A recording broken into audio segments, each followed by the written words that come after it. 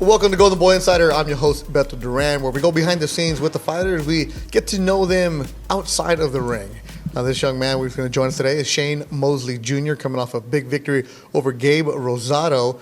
And Shane has propelled himself to making some noise in the super middleweight division. You'll see him Saturday, the co-feature, live on the DAZN. All right, Shane, before we get to the boxing, let's get it out of the way. But you got the smile, but you were telling me before we started, it's different because you had a, what kind? I've had a girl. You had a girl? Yeah. No, but I didn't mean to say like what kind. Like you, of course, it's a human, right? But, right. But what kind of person came out? Oh, she is so needy. she is so talkative. She lets me know exactly how she feels. She be cussing me out in her gabba gabba gabba. She be cussing me out when I. How old? 4 months. They already cussing me out. Can you believe that?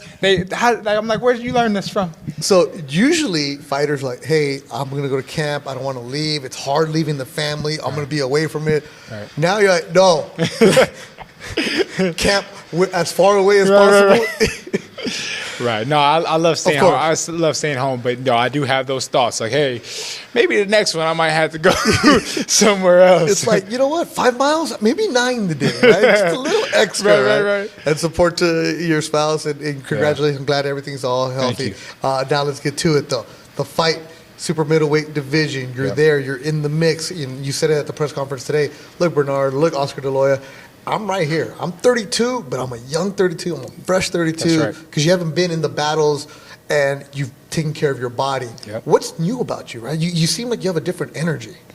I believe that I'm gonna be a world champion, and I'm just living in that, and I'm gonna see that through. Yeah, but that attitude, that confidence. Yeah. You've said it. I mean, I know when you had your pro debut and you said it. But now, and I'm not trying to say you didn't believe it then, but now you taste it, don't you? Right? Yeah. You're right there. I'm right there. What's evolved with you in your career? Just growing as a man. You know what I mean? Like all the trials and tribulations, all the things that go on in life, you continuously, if you don't let it break you, it makes you better. It makes you stronger.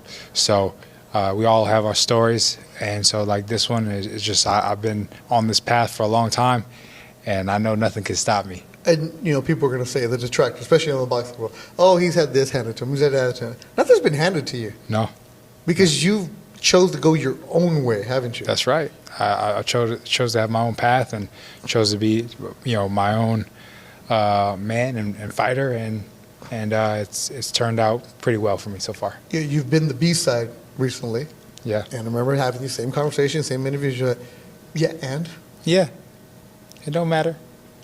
It doesn't matter. Right? When I become a world champion, I'm gonna have to be B-side before I become A-side, right?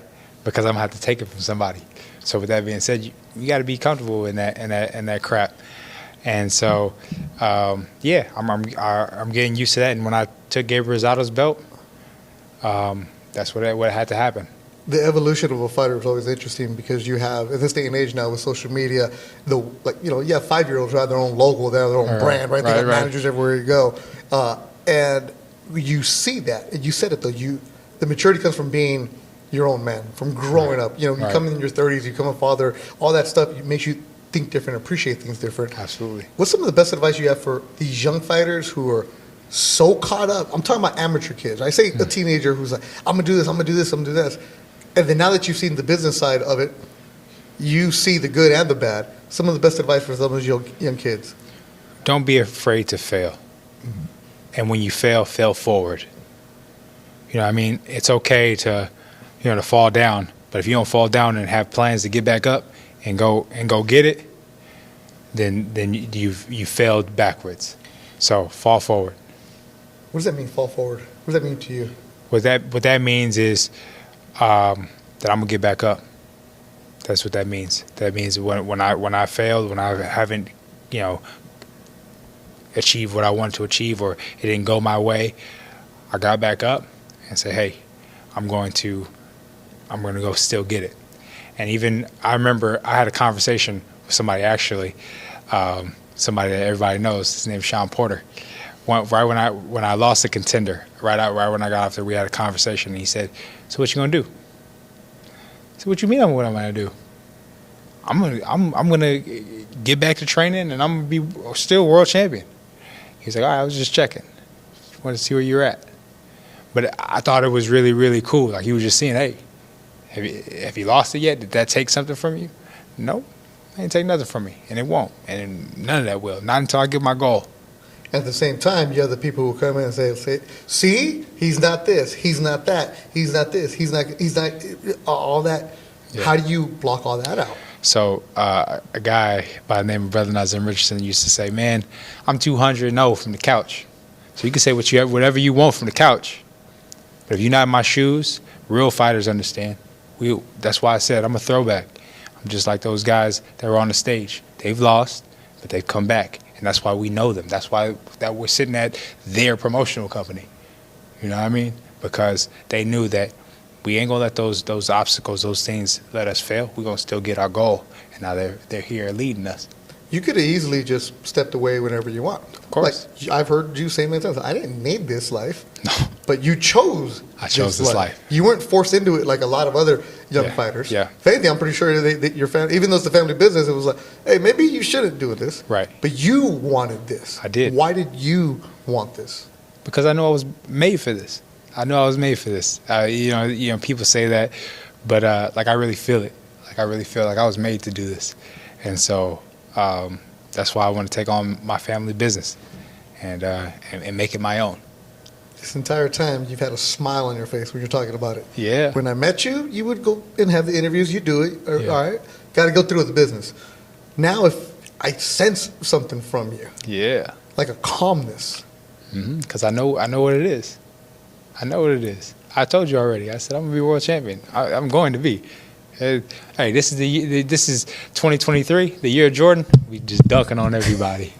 Just be dunking on everybody, right? And that's how you gotta look at it, man. If you don't have plans to do that, you shouldn't be in this game. There's your camera right there, man. Say whatever you want to say to the people. Like I said before, many times in this interview and many times before this, I'm gonna be world champion.